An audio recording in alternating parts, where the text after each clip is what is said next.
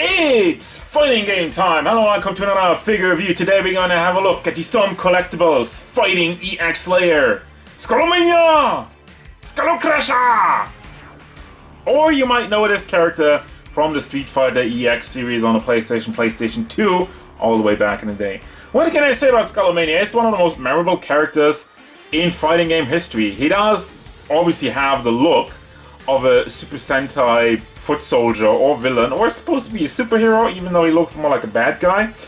Other than that, he screams out his special moves while he's attacking. Skullocrusher! I don't remember any of the other ones, but give it some time. Anyway, that's one of the reasons why I had to pick this figure up, and let's have a look at Skullomania.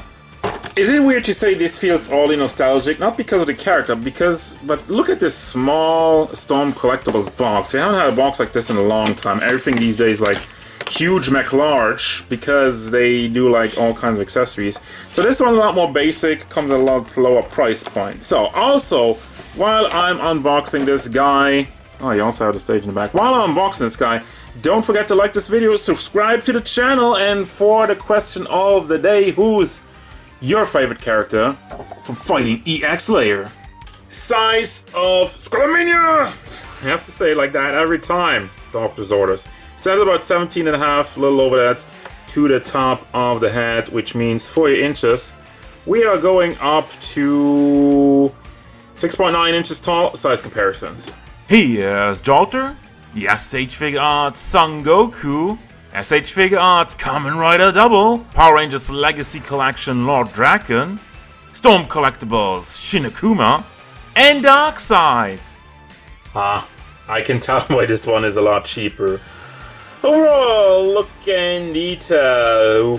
Okay, first and foremost, the face, the mask, looks pretty nice, and all the paint applications do look good for the most part. We do have some bleeding here and there, especially in his arms, but other than that, you know, everything is nicely applied. There's not too much black bleeding through the white, because that's always like a common issue if you're painting white over black. Yeah, that has some bad results. I've had that a lot, but this one's pretty good. Now, aesthetically, I think, you know, here's a hunch. I think they recycled some parts, or a lot of parts, to make this character, because, you know, you take like a basic stone body and paint it black and white, and there you go, boom. Got a different face sculpt, boom, there you go. You have that. As such, the thing that stands out the most to me is his torso. He looks fat. It's way too white, and the thing with Skullomania is that he looks like a lot more like a normal dude in a costume. That also brings up the shoulders. I think they're like way too big, way too rounded. Even if I could pull it down, maybe that will look a little bit better. Let me try that out. Yeah, kinda, but still, he's not that large in the shoulder department. And, you know, the other idea, like, we have gloves, but it's just like a floaty piece. They didn't even, like, you know, molded that on there, so it's just like soft plastic draped over it. So, you know, again, I'm thinking we just have the basic body and painted it. We do have the zipper in the back. That's a really nice touch that they added that. This is hard plastic. Obviously you can't zip it up, but you know, that's really cool that they added like a large plastic piece to that. Also, the scarf is an absolute freaking joke. Now, depending on what you look at, I look at some artwork of the character. The scarf is a lot bigger, but in the game the scarf is also a lot smaller. So that's neither here nor there. My main problem with the scarf is that it just goes through the back. It's not wavy or whatever, and there's like no articulation. It's just like one piece of soft plastic.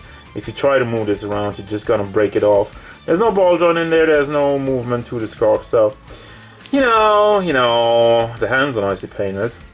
Gotta give some shout outs to that. And as I move down to the boots also, yeah, this is also just kind of soft plastic with shit draped over it, so, you know, yeah. And then we have shoes. Some more black and white. Generally speaking, if you're getting this guy into some poses, it's probably not gonna look as bad. Let me see. Try and hide some of the pudginess in the torso area.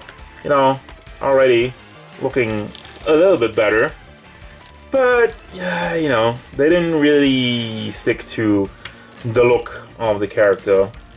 They didn't really put in the effort to deliver a mold that's just a lot more closer to the original. For the articulation, it's obviously standard Storm stuff, which is a good thing. So it is on a ball, but I don't know, there's a lot of plastic in the head area, so the ball doesn't really work that much. You can swirl the head around, but let's take the neck area. You can bring that side to side, and it does move forward very much a lot. And to the back, let me hold on to all of this. Boom. Yeah, I mean, can't complain with that. But I feel like if you're not really pushing the head in, it looks like a weird gooseneck.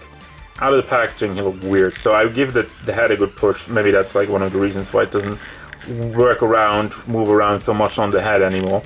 So then we have, oh, well, the hinge that goes into a ball that goes into the chest area. Let me see if I can reconnect that right now. Yeah, there you go. Got a nice pop, so you can rotate that around. The entire chest part is soft plastic, so you can move it forward quite nicely and shift it up and down a little bit. Movement in there is quite nice. Also can be rotated. Also has the hinge in there. Let me try to move that up. That's how much you're getting out of that. Bicep swivel, double hinged elbow. Ooh, this one doesn't really move up as much as I thought it would. And then the fist is on another ball hinge, so you can bring that back and forth and can also be swiveled around. For your chest area, goes to the back quite nicely, forward, side to side. Yeah, it has a good range and also can be swiveled all the way around without any issues. Joints are nice and tight, not as tight as with Blanca, but still keeps the pose. So he can also rotate his hips around, bring it forward and back. Actually not that much, but you know, it's good enough. And also can be swiveled pretty much all the way around. Oh, there's the holes, leave some gaps. Actually, I thought, no, you know, that's quite nice. I haven't really encountered a lot of gaps while moving this guy around. Then we have to relax, you hear the noise, it's stiff, it's nice, it keeps the pose. Can get him into like a kicking pose. Moves out to the side quite nicely. Oof, the ponzu really gets out of the way, the diaper piece that is. And to the back once again, the butt mode. Really squishy. Squishy butt. Ha ha ha ha ha. And then we can also rotate it on the leg. Have a double hinge knee. That one also just like, feel like the upper part doesn't really move out as much as I wanted it to. Weird. And then finally we do also have the foot on a ball hinge, so you can bring that back and forth. Actually, since we have the soft plastic boot over here, that covers it up quite nicely and it moves out of the way, so that was a cool idea. And does tilt side to side. And we also have a toe hinge. And we also have a toe hinge. There it is. It works. Was a little bit stiff, but anyway. And for your accessories, it's the most basic one you can think of. We do have an angry face, where, you know, while he's angry. What do you want me to say? Then we also have, for the hands, have two pointy fingers, where the paint is a little bit all over the place. And we have two open hands, a little bit more, kind of not really chop hands.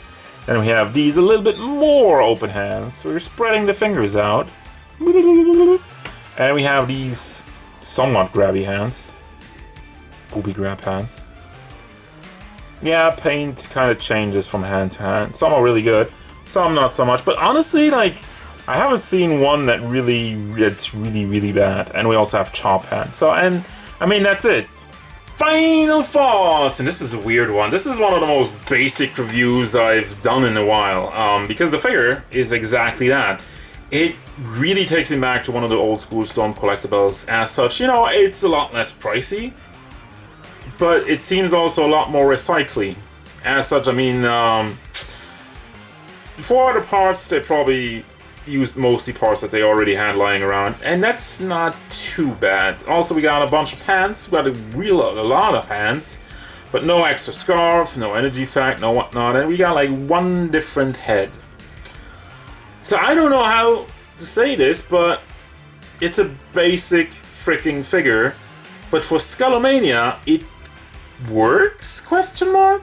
Like, don't get me wrong here. I like the character, and I really would have liked for them to make like a different torso piece that kind of lines up a lot more with the rest of his body and makes it look a lot more accurate. But just getting a Skullomania is already a cool thing, and if you really want a Skullomania figure, you're not really going wrong with this one.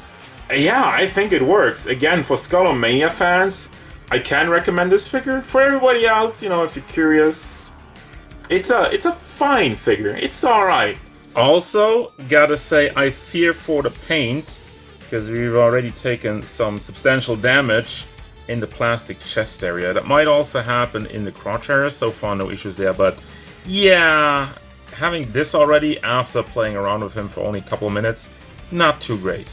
That's gonna do it, guys. As usual, thank you very much for watching. Don't forget, if you enjoyed this review, hit it up with a like and subscribe to the channel so you can stay tuned for more figure reviews, VTuber stuff, and whatever Skullomania wants. Skullocrusher!